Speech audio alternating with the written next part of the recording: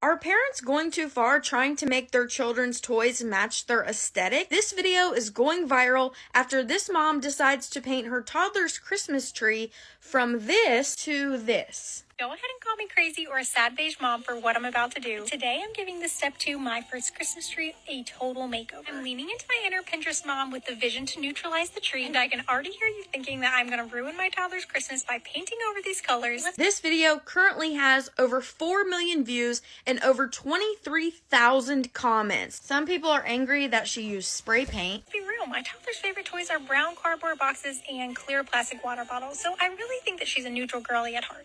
And other people are upset because it went from colorful to sad beige. This person commented, "Yes, gorgeous. Stunt your kid's development by turning anything colorful into a sad beige. I'm glad you put your needs first. I work in children's developmental research and they need color so bad." There was only a little bit of peeling on one of my trees that I could easily fix. It was almost time for the moment of truth and to see how it all looked together. After putting on the star, part of me wants to go back in and add some type of glitter or shine on it, but let me know what you guys think. Here's how the DIY ornaments turned out, guys. Honestly, I love them. They are definitely giving organic, modern vibes. I might even go back in to add some little velvet ribbon bows along the hooks. So let me know what you guys When think. people hate on me for being a sad beige mum is so funny to me. Like, what about what your son likes? My son is 10 months old. He likes his family and milk. And spoiler, we're all beige. Join me for a morning in my life as a sad beige mom. I started my day like I always do with my favorite pair of sad beige slippers, but I suddenly acquired the world's worst headache from this ungodly amount of orange. Who even in their right mind does this? But just after I had retreated to my sad beige couch and thought everything was right again in my sad beige world, something far more ominous glared at me from the other side of the room. Before I could spray paint, fix the problem, my sad beige baby woke up from her nap. This is when she normally points and asks for all of her sad beige toys. In order to avoid too much exposure to the red bright candy canes on the wall, we played with our neutral brush and colorless nutcracker. Then it was time to pick out our sad beige outfits. Oh, wrong drawer. I'm so sorry for that jump scare of those colors. Thankfully, Vivi didn't see anything and her eyesight was spared. Once she picked out her favorite sad beige cardigan, moved on to picking out our sad beige shoes, settled on these fawn colored clogs. For lunch, Vivi had some sad spaghetti. I had to look away when I was opening her cheese, but thank goodness it's ivory. Oh, I don't know how she got her hands on those, but those had to go. Next, we decided to be adventurous and take a walk outside, and the toddler was too stunned to speak. Colors must have overwhelmed her soul, so she found her black and white ball, but then did something surprisingly brave and touched the green grass. Thankfully, she knew how to wipe the color off of her hand. Then, here, I didn't want you guys to have a jump scare. Next, we went inside to my sad beige bedroom, where we played with our neutral-toned Montessori toys as a way to calmly process through the trauma that we had just experienced from all of those bright colors outside. Oh, honey, your aunt gave you the... Okay, you know what? You can still play with it. Just give me like 10 minutes, okay? Oh, honey, who gave you this? Your teacher at school? No. We can put it in this white bottle and you can still use it. But show me what color you want to dye your hair. This is purple and this is blue. So how about we just settle for like, you know, kind of a blonde? I think that would look really good on you. No, Steven, what do you mean do I like the Christmas tree? You put colorful candy canes on. I'm actually gonna go through the kids' chalk and just pick out this yellow color just because I feel like the red and the blue and the green, it's just, it doesn't look good in the box. Like, oh, your mom gave us this as a gift?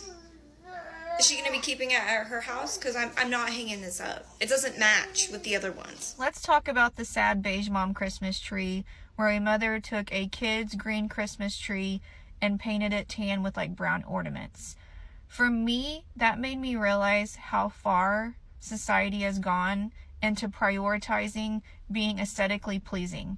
Honestly, to me, it just screamed that as parents, sometimes we do things very selfishly, 100% for ourselves, and we think that how we feel and how we want something to look should trump what our child likes, which all that's doing is ruining our children's creativity. It is ruining our children's uniqueness. If you go into a preschool room and you ask 30 3 to 4-year-olds, what are your favorite colors?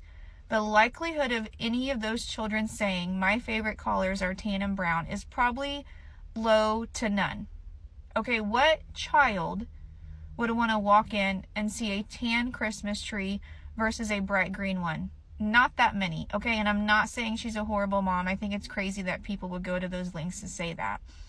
However, If all parents stepped back and thought, have I before made a decision that was 100% selfish because I liked it and I didn't care what my child thought? We have probably made those decisions, okay? And we have to realize that it is okay if our children want to dress a certain way, want to play with a certain item, or want their room to look a certain way that does not fall in line with our aesthetic. That is okay. For example, my child wanted teal walls. I don't like teal. But did my child get the teal walls? She did, because that's what makes her happy. I would never expect my child to paint her walls tan because that's what mommy likes. What are we winning by trying to put our kids in this tiny little category of neutral colors when children should be around a world full of several beautiful colors? That's my biggest problem with that video.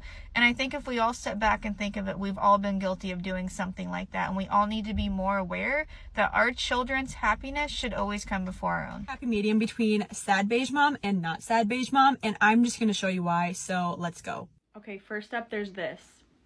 And then there's this. It is beautiful. Then there's this. We all have a good ball pit. And then there's this. There's this.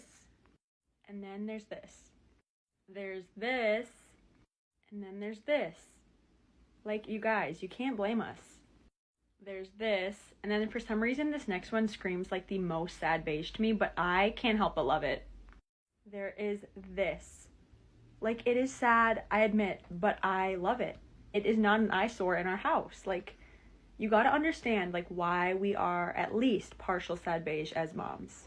Story time. So I fully thought that I was going to be a sad beige mom, and everything on her registry was black, white, beige. I had very little colors.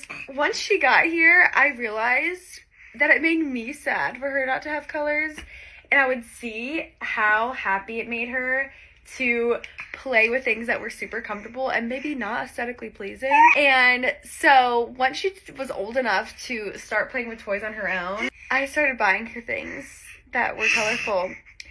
And no, it does not fit the aesthetic of my home to have like a colorful pelican in the corner, but I just decided it doesn't matter. It just doesn't. My baby having fun is more important than me having an aesthetic house. And this may sound stupid, but people that like really care about the way that their house looks, that's like a hard hurdle for you to get over. If you're planning on being a sad beige mom, sometimes it's good to let go of some control and not care so much about what your house looks like so that your babies can have the time of their life, right?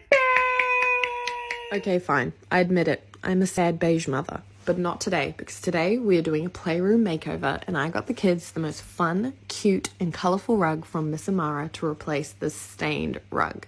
It took a lot of cleaning to get the space ready for its makeover, a lot of sweeping and vacuuming and vacuuming and vacuuming, and honestly I should have scrubbed the floors and the walls because my kids are disgusting, but I was far too excited about the new rug to get all of that done in one day, so tidy and a vacuum will do it. And yes, it would have been easier to get this done if Sol wasn't awake, but unfortunately he's going through a sleep regression and you just gotta do what you gotta do. Now that the playroom's clean, we can bring in our new rug. This is the new Tumblelux rug from Miss Amara. It is a machine washable rug. It is stain resistant. It is so stinking cute and it's so soft. I absolutely love it. So no one can call me a sad beige mother because look how cute the kids' space is. I'm obsessed with it and so is Sol.